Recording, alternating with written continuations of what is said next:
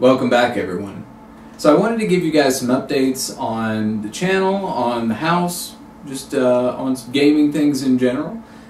And you may have noticed I've been putting up a few more videos recently. I'm going to try to do regular videos from now on, either weekly or bi-weekly. You know, some games take a little bit longer to review, and I don't really want to, sort of shortchange them just to get it out in time. And I also don't use, cheat codes and all that kind of thing when I'm doing game reviews, so sometimes it takes a little bit longer. But regardless, I'm going to be doing regular videos again, and sort of, in a way, treating this kind of like a part-time job, which sounds crazy to do that to a hobby of yours, but if you're a workaholic like I am, then that you kind of have to do that, or you never get to have any fun. So anyway, so there should be more content coming. Another change in the channel, and you may have noticed if you saw my Mushihime-sama Futari Black Label video, that was actually shot and posted 60 frames per second. And the downside to that, of course, is if you don't have a fast internet connection, you may have to watch it at a lower resolution, or you'll get some skipping. But I wanted to try that out now that YouTube's been doing that for a while, but my camera natively films 60 frames per second, so I just had to figure out how to export it properly. And I think for some of the, sort of shoot 'em up videos and that kind of thing, it's kind of nice to actually see a full frame rate and not have everything be a little blurry. Now, my game reviews, those will probably still be 30 frames per second, because I capture my footage with a DVD recorder, which is 60 interlaced frames, and when you de-interlace it, if you try to do 60 frames per second, it looks even crummier than the 30 frames per second. So until I come up with a better solution, that's going to have to be 30 frames per second.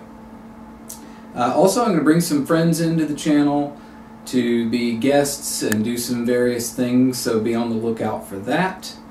And other than that, some things have changed in my setup, and why don't we just get to that and get to the interesting part of the video here, or hopefully interesting. So I know I did one of these, I think last summer, sort of, letting you guys know what was going on with the house and all that kind of thing. But it's been a while, and I'm not sure. A lot of things have changed, and I'm not sure exactly what in some cases. So we'll start in the office here. I don't think I've done any filming in here in a long time, so most of this stuff is the same general thing. I've switched a lot of gear out because I've got a tuba now, and so I've got my little tuba rig over here. So yeah, the other desk is gone. You'll see where that went. And, I know you guys aren't interested really in all of this kind of stuff. I'm going to keep it mostly to the gaming changes. I will mention that I have a queen-size bed now, which I'm very happy about. First time in my adult life I can actually stretch my legs out when I sleep. So the first thing that might be of some interest to you guys is that I moved all my consoles into my den here, along with this Sony PVM monitor. The reason was I had them in my arcade room, and if you remember how that was set up, it was kind of awkward, and it just didn't feel right playing the consoles in the arcade room like sitting on a stool. I just felt like, I'd probably use them more if they were in here, and I could go ahead and set up my DVD recorder and get some footage and all that sort of thing. And also my FrameMeister was just kind of hanging out, collecting dust, so I'm able to use that again. After the great console giveaway. Well, it wasn't always a giveaway, but the console clear out, I'm left with my Famicom top loader, Dreamcast, the Wii is kind of behind there, Master System, Genesis 32X, Sega CD. Obviously there's going to be a review coming for that soon. And that's Laserdisc and Blu-ray. And then down at the bottom we have TurboGrafx 16, my two PS1s, Sega Saturn, and the Super Nintendo. And then over here we've got our PC Engine Duo, which does not work at the moment, but I'll be fixing that, and my two PS2s over there. So it's convenient having all the consoles in here, and in a more appropriate space. So as far as the games, the Dreamcast games and the Wii games up there were already in here. None of the other games are in this room. I do have controllers in the closet over there, but none of the games themselves are in here. They're still on the shelves in the arcade room. And guest bathroom still the same.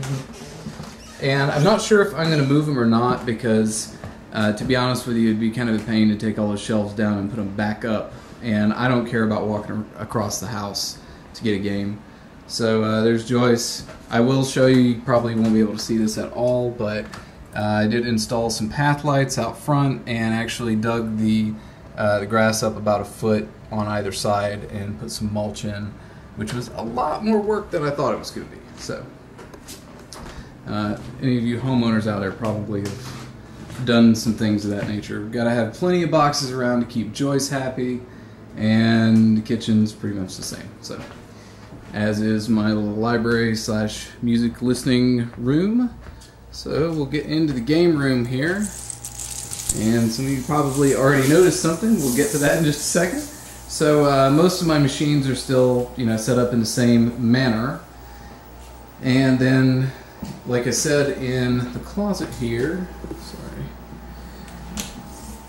got the all the games and whatnot. So those are still in there. And then we've got my gaming PC over here that I don't really use all that much. I'm not sure why I keep it, but anyway, maybe one day I'll get into that sort of thing. And then this used to have my consoles on it in here. I decided to use it for games and for some display items, like consoles that don't really need to be hooked up, like the Mark III. We've got the Mark II down there, and Japanese Saturn and whatnot. And also, if we have any cardboard box fetishists out there, yeah, look at that. That's sexy. Not really, it's just a cardboard box, but for some reason people are a little overboard on that. So we've got MVS games, Naomi carts, and up top here we've got my copy of Sturmwind, and this is actually Death Smiles 2. I've had it for a very long time and finally found someone who's willing to take a look at it. So it's not really supposed to be a display piece, but it is for now because it doesn't work. And the last item of business here is a recent pickup. This is an Irem Madonna cabinet, and you probably notice it looks very similar to the Sega Aero City, but the monitor is 1 inch smaller. I'm not sure how well that comes across on the video, but it's definitely noticeable, but not a big deal. It's a good size monitor, and I do like this cab a lot. I like the older angular cabs. It does need some work. You can probably tell, you can see through my shadow here, there's some rust and there's some like permanent dirt, and it definitely smells like smoke, so a lot of this is probably smoking related. It's also got a little ding up in the top here. But I think what I'm going to do, since there's no side art on this, I can take the control panel off, take everything out, and my dad used to do like body work and automotive painting and that sort of thing, so I've talked to him about it, and he said this would be easy enough if I took everything out, we just paint it white, and so it'll look nice and new. We can also take that ding out at the top. Other than that, the screen looks incredible. Apparently Pinbot decided that he needed to say something right now. The screen looks incredible. I mean, it is gorgeous. The speakers sound okay. Not great, but as I'm sure you're probably aware, I'm going to replace these. They're standard 4-inch speakers, so it should be easy to find a set of high-end car speakers. Maybe get an amp, and I might throw a sub on this one too. I won't do a video since I've videoed all that kind of stuff before. The other thing is the control panel here. You can see this was the original one, and I mean, what a lovely control panel this is. And if you look on the back, I'm not really sure what happened here, but we've got like multiple sets of buttons or holes for buttons and all kinds of stuff. So I took it off because it looks bad and because it only has 2 buttons on it. So what I did in the meantime, got kind of a ghetto thing going on right here with our Sega Aero City panel on the Iron Madonna cab. So it does fit if anyone's curious. And I've only got one joystick in it right now because all the spare joysticks I had, and this is not, I already ordered joysticks, buttons, the whole thing, and I'm trying to source a repro panel for this. But for the time being, I was just going to put some spare parts in it. And I had, I think, 4 spare Sanwa joysticks, and as it turned out, the mounting plate on this Aero City panel was not Sanwa friendly. So, being that I didn't have any extra Seimitsu sticks, I decided that to take the ones that were in this other control panel, which were such a pain to get out, I was going to take them out, put them in this one for right now. I only put one in because honestly, they're so dirty and disgusting and like in need of cleaning that I was like, oh, I'll just put one in and then just go ahead and order some. So yeah, so that's what I ended up doing. And I've got a 6-in-1 switcher in this.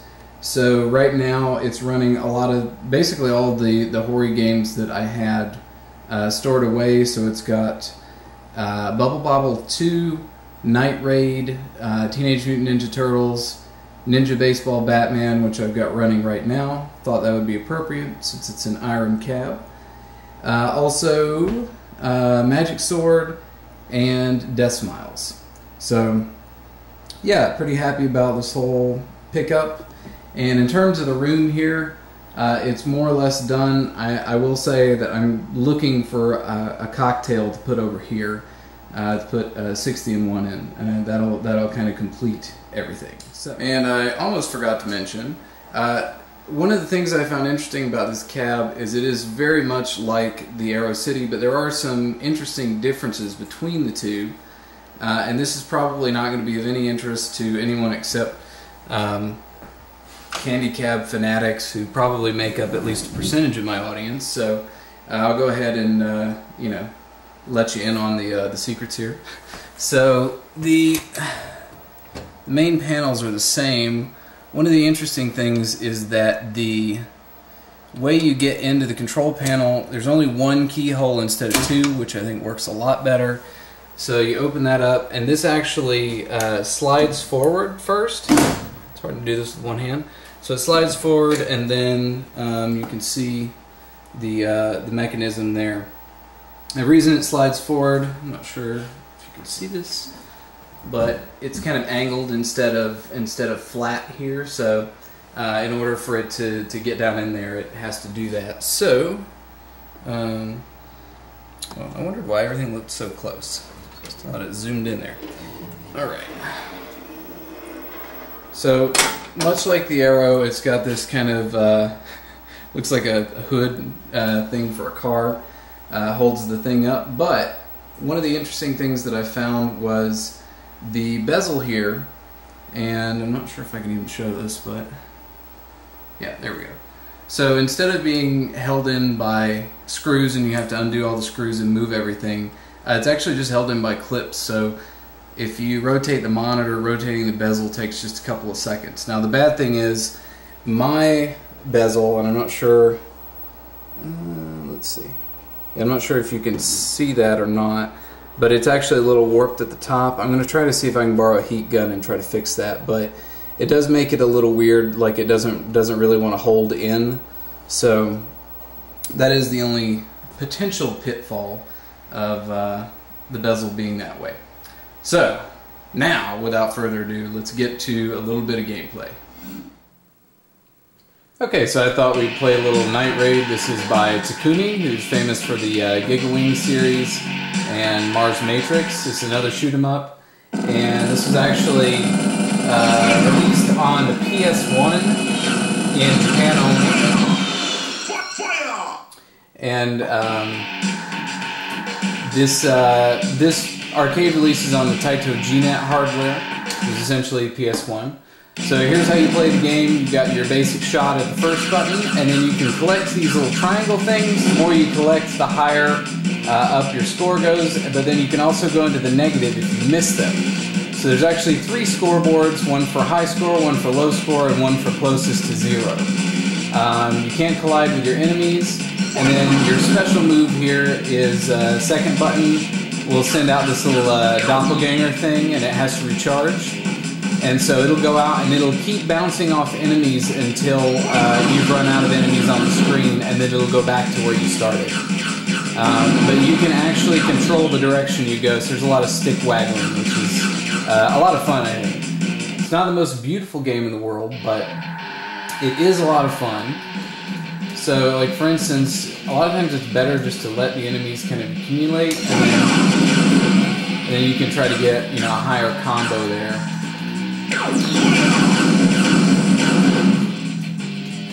Or you can just kill them like that. So I'm not going to worry too much about scoring, but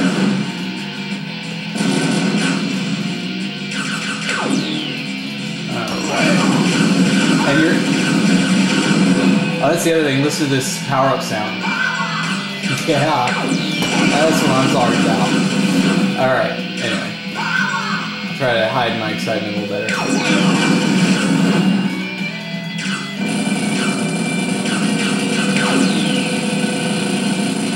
And of course, when you got something big like this, you can't actually...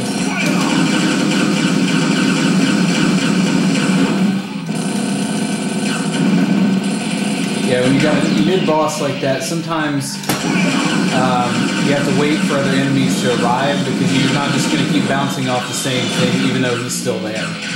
So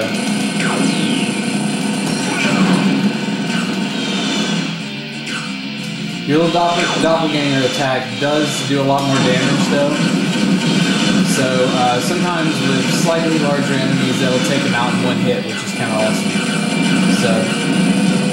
But it is easy though to get kind of confused and everything, because you just see all this craziness going on the screen, and then when you come back out of it, it's you have to like really keep track of where you are on the screen. So just something to note. In general, the first couple bosses are not terribly hard. You can kind of wipe them out pretty quickly. As soon as the other enemies, the popcorns, come on screen, then you can take them out pretty quickly there. The other thing to note too, I just want to make sure that I'm clear about all this, is when you use your doppelganger attack there, it actually, you can miss.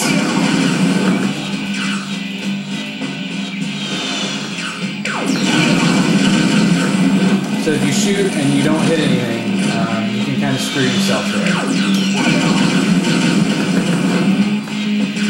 So the object obviously is to try to time those out so where you get the most, the most numbers of hits there, so you can get a chain.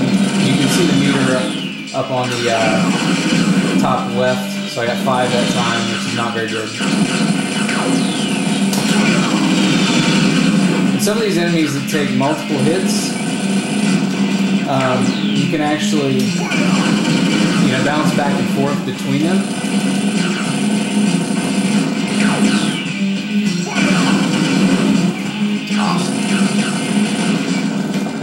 I'm messing up the timing there. There's also these little things that show up in the scenery here that they don't attack you or anything, but they can be helpful in creating chains like that. And some enemies like these you kind of want to get rid of if you don't have a special attack, in the wings here. So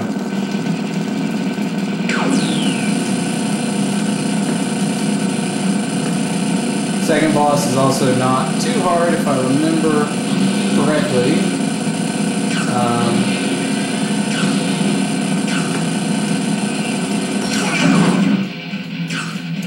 So that's another case where you can kind of wear him down a little bit, and then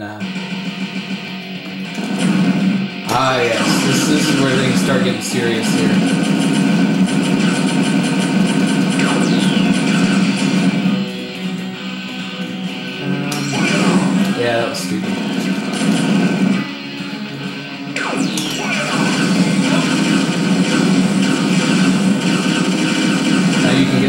really serious combos, but then, you know, you got to be careful too. I accidentally hit both buttons at the same time. You got to be a little careful starting here too, because, and that's what I was talking about. You completely miss and then screw yourself like that.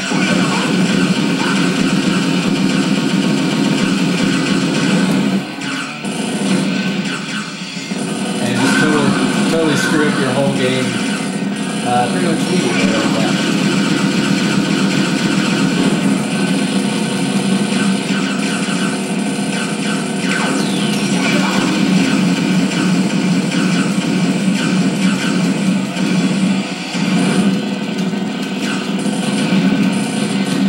So well there.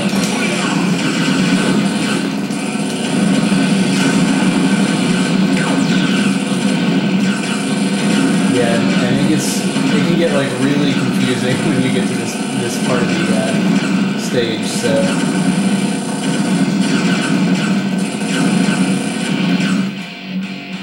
let's see. Try to use our doppelganger attack like we're supposed to here.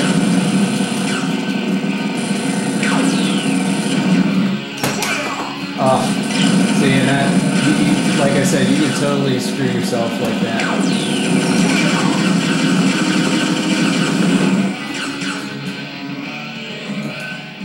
I believe I did twice in a row. Twice in a row. Oh well.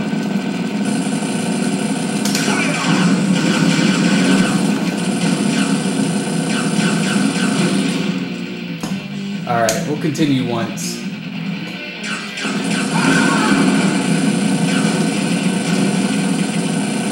Not that it's gonna matter. Huh. Is that not the most awesome power-up sound? I need to see if there's a sound test in this game, so I can just isolate that one.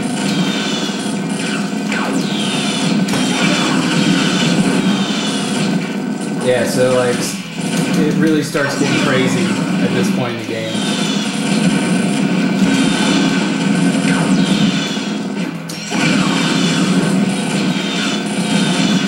You gotta try to keep track of where you are when you release your doppelganger. Try to time things at the right time.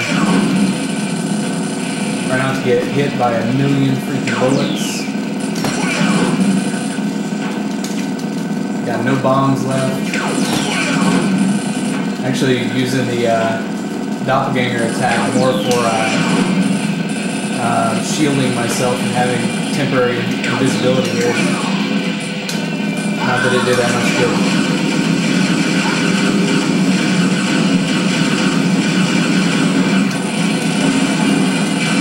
Yeah. Things are getting insane now. Oh, and I missed. Why do I keep missing? Oh. Alright.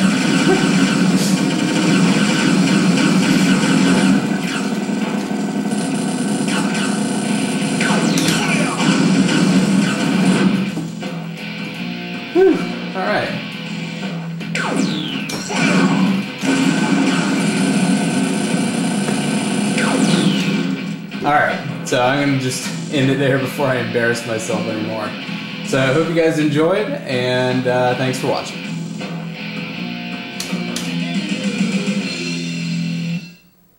That was terrible.